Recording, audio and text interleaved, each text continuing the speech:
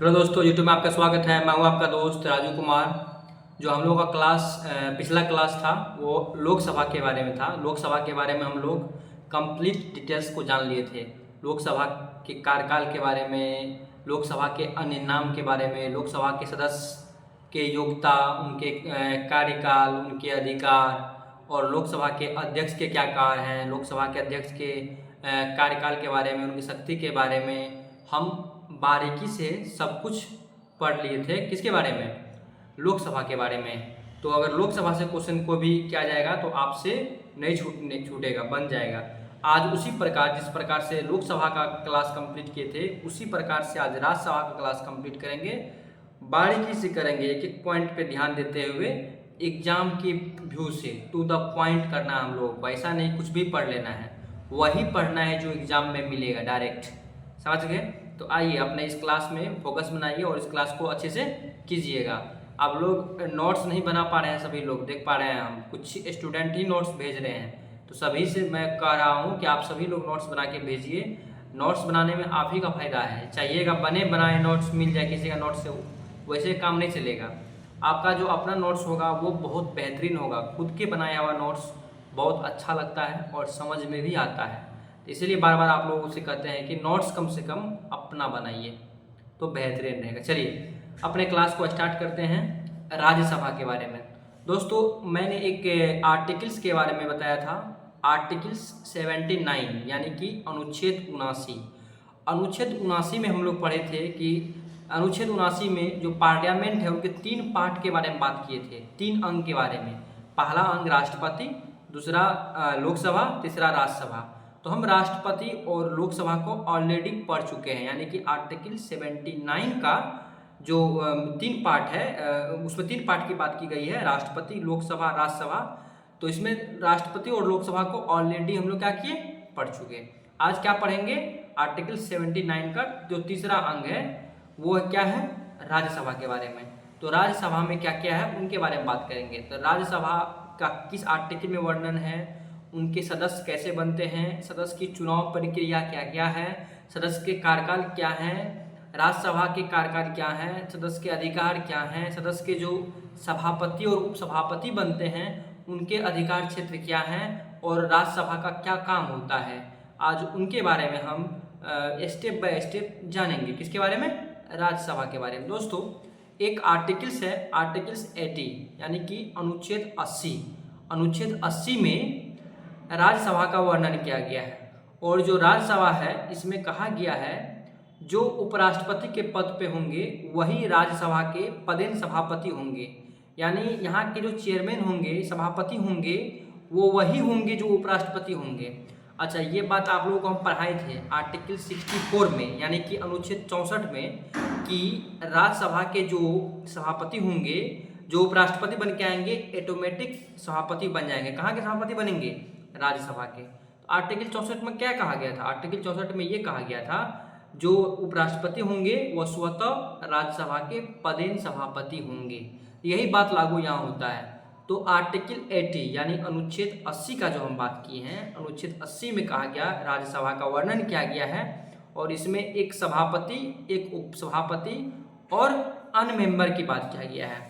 तो अन्य मेंबर में मैक्सिमम मेंबर कितने हो सकते हैं राज्यसभा में? जो राज्यसभा है इसमें मैक्सिमम कितना सदस्य हो सकता है, कितना मेंबर हो सकता है? तो इनके 550, मैक्सिमम 550, 550 मेंबर्स हो सकते हैं। लेकिन प्रेजेंट टाइम में हमारे जो राज्यसभा हैं उसमें 245 यानी कि 245 मेंबर की उपस्थिति है।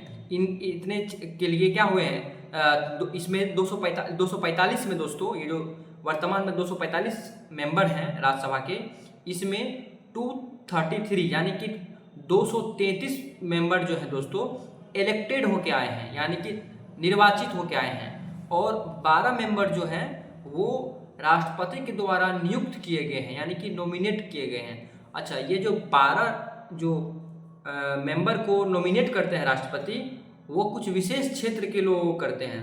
कला में, साहित्य में, विज्ञान में, समाज सेवी या सहकारिता क्षेत्र में बढ़िया उपलब्धि प्राप्त किया हो, तो वैसे लोगों को ही राष्ट्रपति जो है राज्यसभा के मेंबर के लिए नॉमिनेट करते हैं। समझ में आया होगा, कोई आम लोग को नहीं करते हैं। कला के क्षेत्र में कोई अच्छा कर गया, साहित्य के क्षेत्र में कोई अच्छा है, समाज सेवी के क्षेत्र में कोई अच्छा है, विज्ञान के क्षेत्र में कोई अच्छा है, ये 4 क्षेत्रों के लोगों को राज्यसभा के मेंबर के रूप में ये 12 मेंबर को राष्ट्रपति महोदय को नॉमिनेट करना होता है।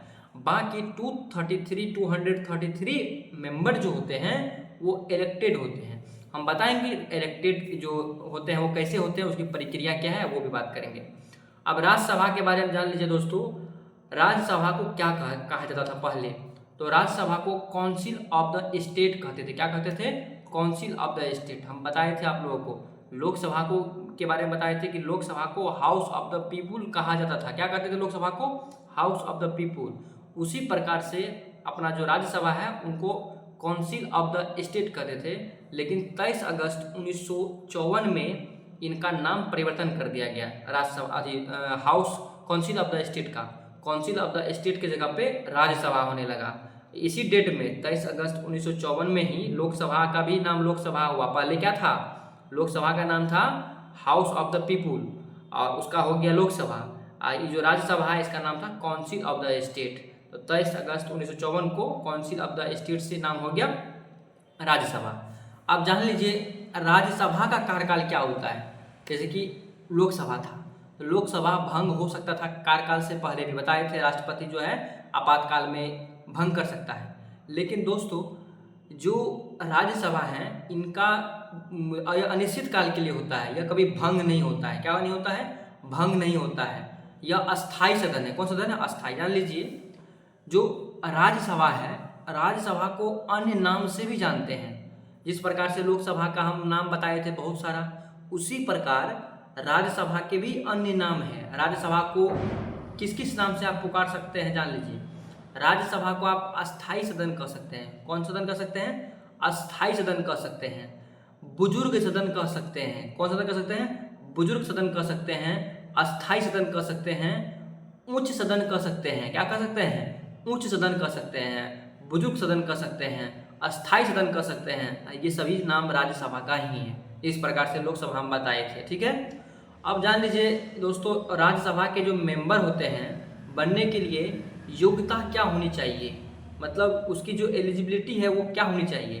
देखिए जिस प्रकार से हम लोकसभा में बताए थे योग्यता कि 25 वर्ष आयु होना चाहिए, उसी प्रकार यहाँ पे 25 की जगह 30 वर्ष है। अगर राज्यसभा का कोई इलेक्शन लड़ेंगे तो उसकी जो है दोस्तों मिनिमम एज जो है 30 वर्ष होनी ही चाहिए। मिनिमम कम से कम 30 साल होना चाहिए और वो भारत का नागरिक होना चाहिए, किसी भी लाभ के पद पर न बैठा हुआ होना चाहिए, और चौथा जो है दोस्तों पागल या दिवालिया नहीं होना चाहिए। और बाकी जो आपको बताए जनप्रतिनिधि अधिनियम 1951 के बारे में बताए थे कि जनप्रतिनिधि अधिनियम के गाइडलाइन को फॉलो करता हो। जनप्रतिनिधि अधिनियम में क्या कहा गया था कि भ्रष्ट आचरण का आरोप नहीं हो, सती प्रथा या दहेज प्रथा के खिलाफ कोई एक्ट उस पर न लगा हो, और 2 वर्ष से अधिक की उसको सजा न मिली हो। अगर ये सब क्लियर है तब जाकर के वो राज्यसभा के मेंबर के लिए इलेक्शन लड़ सकते हैं। अब इनका जो इलेक्शन होता है दोस्तों कैसे होता है, किस प्रक्रिया से होता है, तो राज्यसभा के जो मेंबर होते हैं ये इनडायरेक्ट रूप से होता है। इसको जनता प्रत्यक्ष रूप से नहीं चुनता है, इनडायरेक्ट रूप से जनता इन्वॉल्व होता है। जिस प्रकार देखिए बताते हैं लोकसभा में क्या था, हम लोग डायरेक्ट चुनते थे, एमपी को चुनते थे, लेकिन राज्यसभा के जो एमपी होते हैं इनको हम लोग जो एमएलए को चुन के भेजते हैं। जितने भी राज्य के विधानसभा हैं सभी विधानसभा में जो भी एमएलए इलेक्टेड होके जाते हैं वही इलेक्टेड एमएलए जो है राज्यसभा के मेंबर को चुनने का काम करते हैं। आप जान लीजिए क्या हुआ कि राज्यसभा में जितने मेंबर का इलेक्शन होता है वो राज्य के विधानसभा के जो निर्वाचित विधायक होते हैं, एमएलए होते हैं, वही चुनते हैं। किसको? राज्यसभा के मेंबर को, राज्यसभा के सदस्य को। समझ में आ गया होगा इलेक्शन क्या होता है और उनकी योग्यता भी बता दी है। अब जान लीजिए राज्यसभा के मेंबर के कार्यकाल कितने होते हैं, यानी पदावधि, मतलब उसके कितने साल तक अपने पद पे आसीन रहेंगे, ये भी जान लीजिए। तो राज्यसभा के मेंबर अपने पद पे बैठने के उपरांत 6 साल तक पद को आसीन करेंगे। कितने वर्ष तक? 6 वर्ष तक। 6 वर्ष के लिए वो उस पद के लिए क्या हो जाते हैं, उपयुक्त हो जाते हैं। और 6 वर्ष तक कंटिन्यू अपने पद का निर्वहन करते हैं, कर्तव्य का निर्वहन करते हैं। और उसके जो सभापति और उपसभापति चुने जाते हैं, सभापति तो उपराष्ट्रपति होते हैं, उपसभापति का जो चुनाव होता है, जो राज्यसभा में जितने मेंबर इलेक्टेड होते हैं वही सभी मेंबर मिलकर के उपसभापति को चुनते हैं, वाइस चेयरमैन को चुनते हैं। तो जान लीजिए चेयरमैन और वाइस चेयरमैन यानी सभापति और उपसभापति का कार्यकाल 5 वर्ष का ही होता है, जबकि राज्यसभा के मेंबर जो हैं उनके कार्यकाल कितने बताए, 6 वर्ष बताए, लेकिन सभापति उपसभापति का कार्यकाल 5 वर्ष के लिए होता है। ठीक है, समझ में आ गया होगा आप लोगों को। आप जान लीजिए इसमें जो मेंबर चुनने की प्रक्रिया होती है, हर 2 वर्ष के बाद इलेक्शन होता है राज्यसभा का, और 2 वर्ष के बाद कैसे होता है, 1/3 मेंबर को बाहर किया जाता है और 1/3 नए मेंबर को इलेक्टेड करके अंदर रखा जाता है। प्रत्येक 2 वर्ष में चुनाव होता है राज्यसभा का, जिसमें कि 1/3 मेंबर इंट्री का इन होता है और 1/3 मेंबर आउट होता है। तो हर 2 वर्ष पे 1/3 माने कि 1/3 सदस्य का आना जाना लगा रहता है राज्यसभा में। अब जान लीजिए मेंबर का जो अधिकार क्या होता है, इस मेंबर को ये अधिकार दिया गया है, एक आर्टिकल से 88 यानी कि अनुच्छेद 88, उसमें कहा गया है राज्यसभा के अंदर कोई भी मेंबर कितना भी तोड़ फोड़ कर दे, बेंच को पीट पाट रहा है, तोड़ फोड़ रहा है, फटाफटी चला रहा है, चप्पल जूता चल रहा है, तो ये सभी अगर करता भी है तो एक विशेषाधिकार मिला हुआ है कि वो मामला न्यायालय में नहीं जाएगा, यानी कोर्ट में नहीं जाएगा और इसके पर कोई विचाराधीन नहीं होगा न्यायालय में। तो इसीलिए इसको एक विशेष अधिकार है। इसलिए देखते होंगे फटाफटी, मुक्का झोंपा, गाली गलौज सब हो जाता है, बेंच तोड़ा तोड़ी सब हो जाता है। तो इसलिए हो जाता है क्योंकि इसको एक विशेष अधिकार मिला हुआ है आर्टिकल 88 में। इसी कारण से ये लोग जो है अपना इस अधिकार का दुरुपयोग समझिए उसको, जिस प्रकार से पीट पाट करते हैं, जबकि उस पद पे बैठे हैं तो अपने मर्यादा का ख्याल रखना चाहिए, अपने पद की गरिमा को बनाए रखना चाहिए।